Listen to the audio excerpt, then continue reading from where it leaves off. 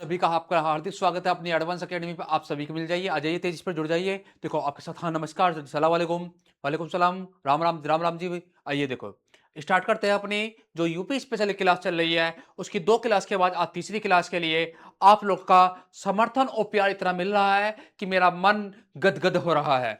आपकी जितने like, share और मिल रहे हैं हो, तो मैं आपको बहुत ही मेहनत से, और मेरा कल की वीडियो का व्यू देखकर काफी अच्छा लगा, आप लोगों ने काफी पसंद किया। तो आज की हम क्लास करते हैं। तो आज का जो हमारा फोकस रहने वाला है वो उत्तर प्रदेश की जलवायु, और हमारे कहते हैं कि जलवायु के साथ में यूपी की जो विविधता है, हमारा फोकस रहेगा कि उत्तर प्रदेश की जलवायु और थोड़ा सा भूगोल के बारे में हम उत्तर प्रदेश की बात करेंगे। कहते हैं कि जलवायु में तो हमारा यूपी विविधता वाला है, जहां पे शीतोष्ण से लेके उष्ण कटिबंधीय मानसूनी प्रकार की जलवायु तक का यहां विस्तार जाता है। तो हम चलते हैं अपने उत्तर प्रदेश पे। देखो आप सभी को मालूम है कि उत्तर प्रदेश जो है एक बहुत ही महत्वपूर्ण अपना एक राज्य है, और उत्तर प्रदेश राज्य इतना महत्वपूर्ण है कि इसे भारत का हृदय बोलते हैं भाई। भारत का हृदय बोलते हैं, भारत का रूढ़ प्रदेश है भाई उत्तर प्रदेश। क्योंकि भारत का वो प्रदेश है जहां भारत की प्रत्येक सभ्यता, प्राचीन काल की विशेषताएं, और गंगा और यमुना नदी ने यहाँ की उपजाऊ भूमि को जो बनाया है, उस कारण उत्तर प्रदेश को कोई भी नजरअंदाज नहीं कर सकता। उसे उत्तर प्रदेश को केंद्र में रख के ही हर योजना, हर प्लान, हर क्षमता, हर योजना बनानी पड़ती है। तो शुरू करते हैं उत्तर प्रदेश को। देखो उत्तर प्रदेश जो है, देखो जैसा कि आप सभी को मालूम है कि उत्तर प्रदेश के बारे में कुछ बातें समझनी होगी कि उत्तर प्रदेश आया कहां से है, ये वर्तमान में जो है उत्तर प्रदेश ये कहां है। इसके लिए हमें थोड़ा भारत के मैप का थोड़ा सा अध्ययन करेंगे, बहुत छोटा सा अध्ययन करेंगे, ताकि हम उत्तर प्रदेश को समझ सके। देखो जो हमारा भारत है, जिसे बोलते हैं कि Bharat that is India will be union of state. Bharat अथा इंडिया जो राज्यों का संघ है भाई, भारत अथा इंडिया जो राज्यों का संघ है, उसके बारे में हम बात करेंगे। देखो जो हमारा भारत है, उस भारत में आप कहोगे कि सारी इस लोकेशन पर उत्तर प्रदेश पड़ता है। मैं कहूंगा बिल्कुल सही बात है। और एक बात और याद रखना कि इस लोकेशन के साथ में आपको ये लोकेशन नीचे वाली याद रख लेनी है। आपको कि सर की है क्यों, मैं कहूंगा कि जब हमारी पृथ्वी बनी थी, उस पृथ्वी में सिर्फ उस समय दो ही महाद्वीप थे, एक ऊपर महाद्वीप था और एक नीचे वाला महाद्वीप था। ऊपर वाले महाद्वीप का नाम अंगारा लैंड था, तो नीचे वाला महाद्वीप का नाम गोंडवाना लैंड था। तो मैं कहूंगा कि उत्तर प्रदेश जो है, जो गोंडवाना लैंड नाम का महाद्वीप था भाई, गोंडवाना लैंड नाम का जो महाद्वीप था, उसी से पार्ट्स बचा हुआ पार्ट्स जो है, उसी का भाग है भाई उत्तर प्रदेश। तो उत्तर प्रदेश रियलिटी में गोंडवाना लैंड महाद्वीप का भाग है भाई। किसका भाग है? गोंडवाना लैंड महाद्वीप का भाग है। आप कहोगे सर ये तो मजा ही आ गया, आज ही हमें तो ये यूनिक बात पता लगी है। क्लास में जुड़ो तो है ही, आज ही यूनिक बात पता लगेगी आपको यूपी के बारे में। देखो यूपी की बात करते हैं तो उत्तर प्रदेश किसकी भैया? उत्तर प्रदेश, हमारे दिल की धड़कन। ठीक है, उत्तर प्रदेश की बात करते हैं। देखो उत्तर प्रदेश क्या होता है, बड़े ध्यान से। जो उत्तर प्रदेश है, ये गोंडवाना लैंड, कौन सा भाई? गोंडवाना लैंड महाद्वीप का भाग है भाई, महाद्वीप का भाग है। जो महाद्वीप था जिसका नाम गोंडवाना लैंड था, उसका भाग है। आप कहोगे सर एक बार हो बताओ, थोड़ा सा और ज्यादा क्लियर हो जाए। मैं कहूंगा बेटा बार बार पूछ, लेकिन क्वेश्चन गलत मत कर दिए पेपर में मुन्ना। देखो ध्यान से, जो उत्तर प्रदेश है ये गोंडवाना लैंड महाद्वीप से ही बना हुआ है। दो महाद्वीप थे, एक का नाम अंगारा लैंड था और एक का नाम गोंडवाना लैंड है, तो उससे ही बना हुआ है हमारा उत्तर प्रदेश। तो आप कहोगे सर इसकी नेचुरल बाउंड्री होती है क्या? तो मैं कहूंगा हाँ बेटा, यदि उत्तर में देखेंगे उत्तर प्रदेश के, तो शिवालिक पर्वत पड़ेगा। कौन सा? शिवालिक पर्वत है यहाँ पर। शिवालिक पर्वत उत्तर प्रदेश और नेपाल की बाउंड्री बनाता है। आप कहोगे सर ये तो मजा ही आ गया। मैं कहूंगा हाँ अभी तो आएगा। जो दक्षिणी बाउंड्री उत्तर प्रदेश की, वो विंध्य पर्वत बनाता है, जिसे आप बोलते हैं विंध्याचल। कौन सा पर्वत? विंध्याचल। जो यूपी की पश्चिमी बाउंड्री है जो यहां पर बनेगी, उसे बनाएगी अपनी नदी, कौन सी? यमुना रिवर। तो आप कहोगे सर फिर पूरब की छोड़ रहे हो, तो मैं कहूंगा पूरब भी नहीं छोड़ेंगे, तो पूर्वी जो सीमा है उत्तर प्रदेश की, वो बनाएगी गंडक रिवर। तो कई बार क्वेश्चन आ सकता है कि उत्तर प्रदेश की उत्तर दक्षिणी पूर्व पश्चिमी सीमा की बात बताइए, तो मैं कहूंगा लीजिए आप सीमा। क्यों बोलते हो आप सीमा को? ठीक है, सीमा देखो, उत्तर, दक्षिण, पूरब, पश्चिम, चार सीमाएं हैं उत्तर प्रदेश की। और हमेशा पूछता है कि बताइए उत्तरी सीमा उत्तर प्रदेश की कौन बनाना है, तो उत्तरी सीमा जो उत्तर प्रदेश की है, उसे बनाने वाली है ऊपर साइड में शिवालिक पर्वत। कौन सा भैया? शिवालिक पर्वत। कोई भैया जी डाउट? क्या नाम है भाई उसका? शिवालिक पर्वत। बहुत अच्छा, बहुत अच्छा। और यदि आपसे कोई पूछे कि उत्तर प्रदेश की जो पूर्वी सीमा है उसको बनाने वाली है भाई गंडक रिवर। कौन सी? गंडक रिवर, यही है गंडक रिवर। और क्या कहते हैं कि पश्चिमी सीमा को बनाने वाली है भाई यमुना नदी। कौन सी? यमुना। और दक्षिणी सीमा को बनाने वाली उत्तर प्रदेश की भाई रिवर जिसे बोलते हैं विंध्याचल पर्वत। क्या नाम है? विंध्याचल पर्वत।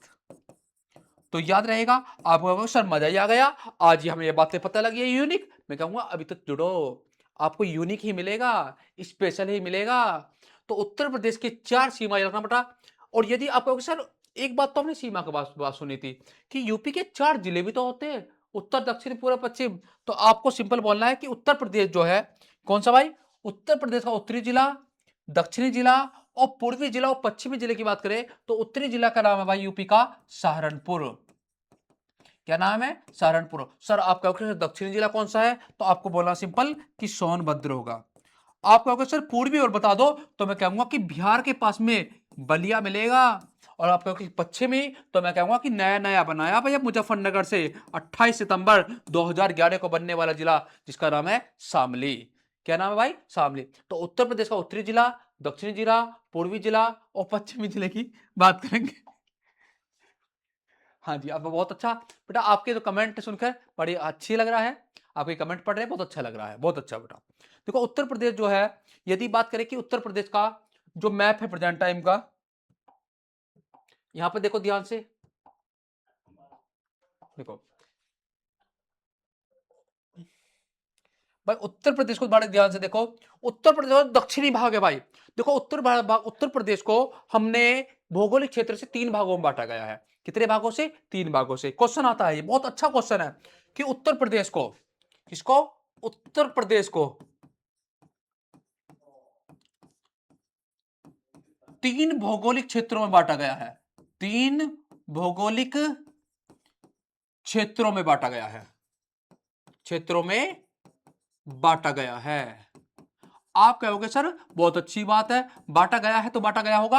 अब आप मुझे नाम बताओ कि कौन कौन से 3 भौगोलिक क्षेत्र है। मैं कहूंगा आजा मुन्ना, यही तो इंपॉर्टेंट है, यहीं से तो क्वेश्चन मिलेगा कि यूपी में कौन कौन से 3 भौगोलिक क्षेत्र है। मैं कहूंगा कि उत्तर में यहां पर मिला हुआ शिवालिक पर्वत से लगे हुए जो जिले हैं, आप कहोगे सर इनकी खास क्वालिटी क्या है, तो मैं बोलूंगा इसे कि उत्तर का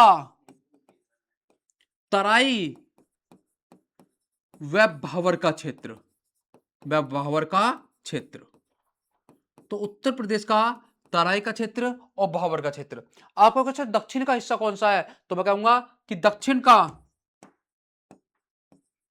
पठारी क्षेत्र, विंध्याचल पर्वत वाला पठारी क्षेत्र पड़ेगा दक्षिण का। आप कहोगे सर मध्य का कौन सा होगा, तो मैं बोलूंगा मध्य का गंगा यमुना का मैदान, मध्य का गंगा व यमुना का मैदान, गंगा यमुना का मैदान। तो याद रहेगा आपको उत्तरी हिस्सा, दक्षिणी हिस्सा, पूर्वी हिस्सा और पश्चिमी हिस्सा, चारों आपको याद रखना। उत्तर का तराई क्षेत्र, दक्षिण का पठारी क्षेत्र और मध्य का गंगा यमुना का विशाल मैदान मिलेगा। आप कहोगे सर अच्छी बात है, सर अब आप मुझे ये बताओ कि ये वाला मैदान कब बना, ये वाला मैदान कब बना और ये वाला क्षेत्र कब बना, वहां से क्वेश्चन मिलता है। तो मैंने कहा बहुत अच्छी बात है। देखो जो दक्षिण का पठारी हिस्सा है वो सबसे ज्यादा इंपॉर्टेंट है। दक्षिण के पठारी हिस्से का जो निर्माण है, जो वो बना है, वो प्री कैम्ब्रियन काल में विंध्याचल की चट्टानों से बना है। तो ध्यान रखना, दक्षिणी पठारी भाग की मैं पहले बात करूंगा।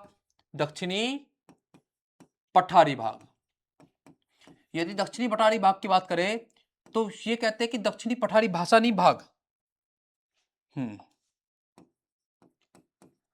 जो दक्षिण का पठारी भाग है, जो दक्षिण भारत का पठारी भाग है, वो प्री कैम्ब्रियन युग में, कौन से युग में? Pre Cambrian. बेटा इसको याद रख लेना, यही इंपॉर्टेंट है। प्री कैम्ब्रियन जैसे सुना होगा आपने, सतयुग, कलयुग, त्रेता युग, द्वापर युग, इसी प्रकार से ज्योग्राफी में होता है प्री कैम्ब्रियन युग में विंध्य क्रम की चट्टानों से। कहां से भाई? विंध्य क्रम की चट्टानों से बना भाई ये।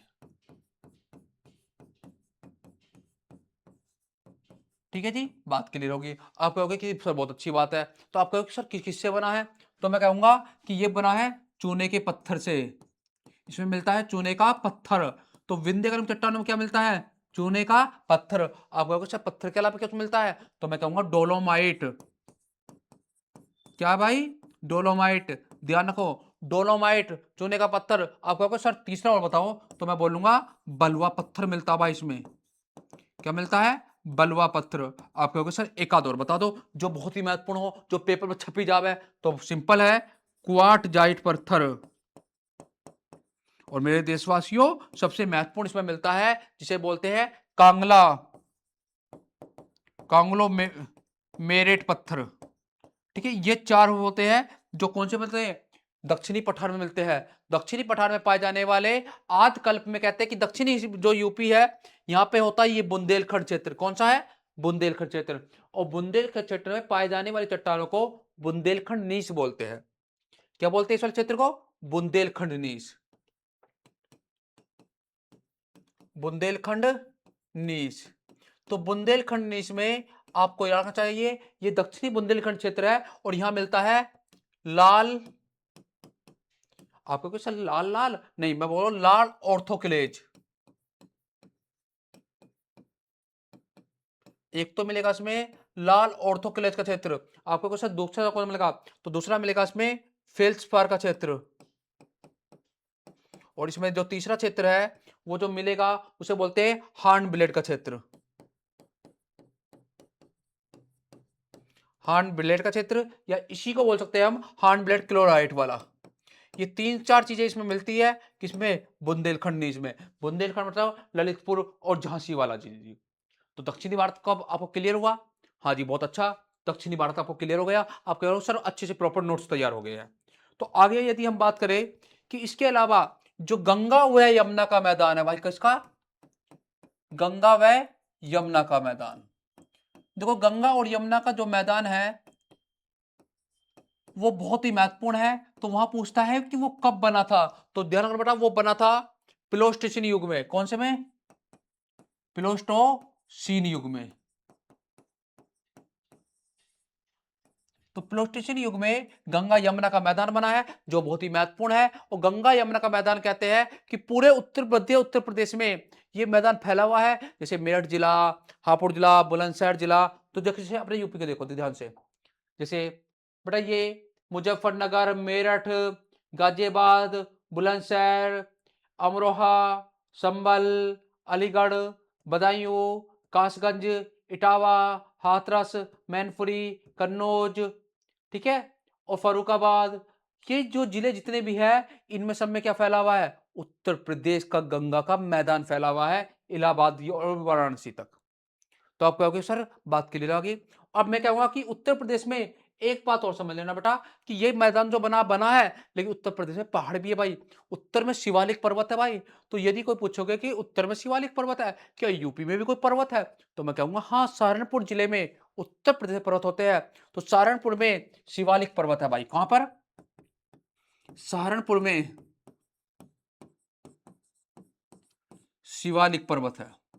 और जो सहारनपुर में शिवालिक पर्वत है, ध्यान रखो, जो सहारनपुर में शिवालिक पर्वत है वहां पर यूपी की सबसे ऊंची चोटी है भाई। तो बताइए यूपी की सबसे ऊंची चोटी, यूपी की सबसे ऊंची चोटी बताओ। तो आप कहना कि यूपी की सबसे ऊंची चोटी का नाम भाई वो सहारनपुर में है। कहां पर है? सहारनपुर में है। आप कहोगे सर उसका नाम है अमसोट की चोटी। अमसोट की चोटी, वो मात्र 957 मीटर ऊंची है। अमसोट की चोटी याद रखना बेटा, कितनी? 957 मीटर ऊंची अमसोट की चोटी है। तो दक्षिण का जो पठारी भाग है उसे बुंदेलखंड का पठारी बोलते हैं, और वहां पे बंगेलखंड का पठार भी है। ये भी याद रख लेना। देखो ये तो मिलती है, लेकिन दक्षिण का जो पठारी भाग है, दक्षिण का जो पहाड़ी क्षेत्र है उसे समझना।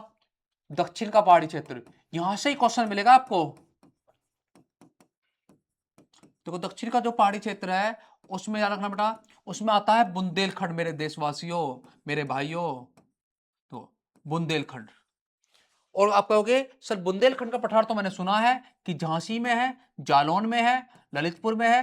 क्या इसके अलावा कोई पठार है? तो मैं कहूंगा यूपी में एक पठार और है, उसे बोलते हैं बघेलखंड का पठार। कौन सा? बघेलखंड का पठार। और आप कहोगे कि सर ये बघेलखंड का पठार कहाँ कहाँ है, तो मैं कहूंगा ये 3 जगह है। ये सोनभद्र में है, सोनभद्र में मोस्टली है ये। कहां पर है? सोनभद्र में। आप कहोगे कि सोनभद्र में सर ये पठार है, तो मैंने तो पठार का नाम नहीं सुना सोनभद्र में, तो सोनभद्र में रहता हूं। मैं कहूंगा आपने सोनभद्र का में पठार का नाम नहीं सुना होगा, आपने सोनभद्र में इनका पहाड़ी है। तो आप कहोगे सर कौन कौन सी पहाड़ी है, तो मैं कहूंगा कि सोनभद्र में सोनपुर की पहाड़ी है। सोनपुर की पहाड़ी। आप कहोगे सर हाँ ये तो था सोनपुर की पहाड़ी, एक दूसरी पहाड़ी और है जो बहुत ही महत्वपूर्ण है, उसे बोलते हैं रामगढ़ की पहाड़ी। कहां की? रामगढ़ की पहाड़ी। और ये दोनों की दोनों पहाड़ी कहाँ है? सोनभद्र में है। ये भी आपको बहुत अच्छे से याद रख लेना है। ठीक है जी, बात करते हैं। हाँ, ये इन पे कहते हैं कि इन पहाड़ियों पे लाल मिट्टी का विस्तार मिलता है। यहाँ पे चना, अरहर, सरसों, ज्वार, गेहूं की फसल अच्छी होती है।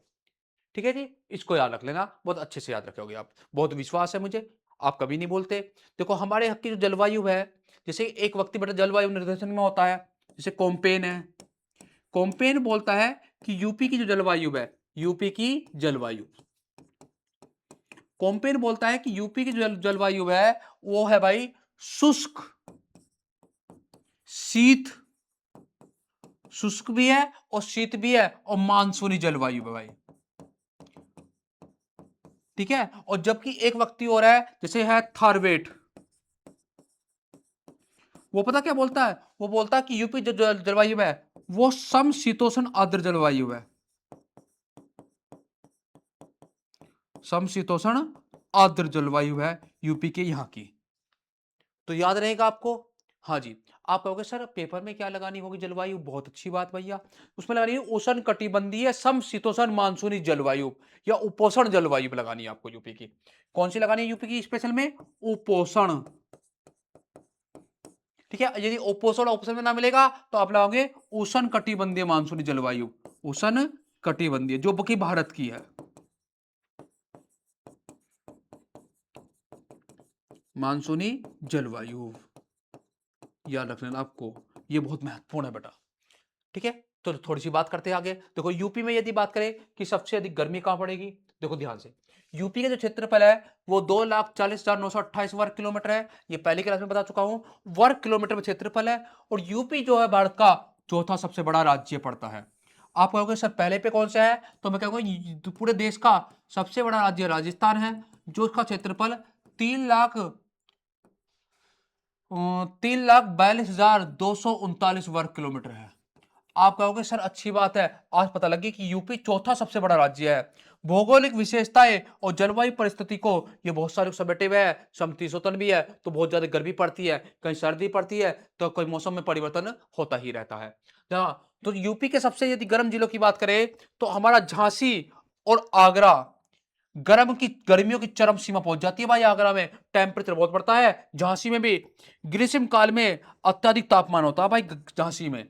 हाँ, झांसी की रानी वाला, वो कहते हैं कि यहाँ पर तापमान 47 डिग्री तक पहुंच जाता है भाई। कितना? 47। देखो यूपी में जो होता है ना, तापमान की बात करें तो गर्मियों में तापमान यूपी में लगभग लगभग नॉर्मली 38 से 40 डिग्री औसत एवरेज पहुंच जाता है। और सर्दियों में जो तापमान है वो घट के बहुत कम हो जाता है, कहते हैं कि 22 से 24 डिग्री सेल्सियस तक पहुंच जाता है। और कहते हैं कि जो यूपी का तापांतर है, तापांतर जो औसत तापांतर है वो यूपी का 14 डिग्री सेल्सियस है भाई। इंपोर्टेंट में से भी इंपोर्टेंट पॉइंट है 3 स्टार का। यूपी का तापांतर कितना होता है? 14 डिग्री सेल्सियस। सबसे गर्म जगह यूपी के, तो आप कहोगे सर आपने बता तो दिया आगरा और झांसी, मैं कहूंगा कि सबसे ठंडा स्थान, तो आप कहना सर बरेली। कौन सा? बरेली। यूपी का सबसे ठंड, देखो गर्मी काल में झांसी और आगरा तापमान में अत्यधिक हो जाते हैं। मई जून में सबसे गर्म महीने होते हैं, शुष्क और तपती हवा चलती है, न्यूनतम वर्षा वाला क्षेत्र भी है भाई ये। ठीक है, और यदि मैं बोलूं कि बरेली में सबसे कम गर्मी पड़ती है भाई, उत्तरी मैदान में क्षेत्र स्थित है भाई, और सर्दियों में 203 डिग्री सेल्सियस तक यहाँ गर्मी गिरावट आ जाती है बेटा। यहाँ बहुत ही मिनिमम टेम्परेचर है। मतलब शिमला क्यों जा रहे हो, मनाली देख लो, यही है। ये बरेली का मौसम कभी कभी हो जाता है भाई, बरेली का। कहाँ का? बरेली। और हम कहते हैं कि सबसे कम अधिक वर्षा, यदि सबसे अधिक वर्षा की देखा जाए तो बिजनौर में भी कम बहुत ठंड हो जाती है, हिमालय की तलहटी के निकट होने के कारण वहां घना कोहरा और ठंडी हवाएं होती है। और अगर मैं वर्षा की बात करूं, वर्षा की, तो कहते हैं कि यूपी में सबसे अधिक वर्षा गोरखपुर में होती है। और मैं कहूंगा कि सबसे अधिक तो चलो यहां हो गई, सबसे अधिक वर्षा तो गोरखपुर में हो गई। यदि हम सबसे कम वर्षा की बात करें तो आपको लगना चाहिए कि यूपी में सबसे कम वर्षा जो होती है वो मथुरा में होती है, मात्र 54 डिग्री सेल्सियस मथुरा में। आपको लगना होगा कि यूपी में वर्षा का वितरण देखा जाए तो वर्षा की विविधता होती है। ठीक है, पूर्वी भागों में अधिक वर्षा होगी, पूरब में अधिक होगी, पूरब में ज्यादा वर्षा होती है और पश्चिम में कम होती है, पश्चिम में कम होती है। तो यदि सबसे अधिक बात करें तो गोरखपुर में है और सबसे कम बात करें तो मथुरा में है। राज्यों का वर्षा का असमान वितरण है और बढ़ती रहती है, जैसे जैसे पूरब से पश्चिम जाएगी वर्षा घटती रहेगी। सर्वाधिक वर्षा गोरखपुर में होती है, ठीक है, 184 सेंटीमीटर के करीब। और सबसे कम वर्षा आप जानते ही हो, तो ध्यान यूपी क्षेत्रफल की दृष्टि से चौथे स्थान पर आता है। सबसे बड़ा राज्य है, तापमान में सबसे अधिक झांसी और आगरा में होते हैं, सबसे कम बरेली बिजनौर में होते हैं।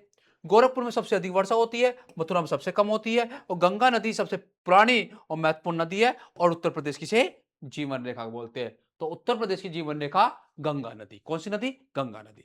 तो आपको हमारी क्लास कैसी लग रही है? आपको अच्छी लग रही है तो जुड़ जाइए और कल की क्लास का लिंक आपको बहुत जल्दी ही मिल जाएगा। और आप ध्यान का रेगुलर बने रहिए, यूपी पुलिस में सिलेक्शन 100% होगा। धन्यवाद। जय हिंद, जय भारत।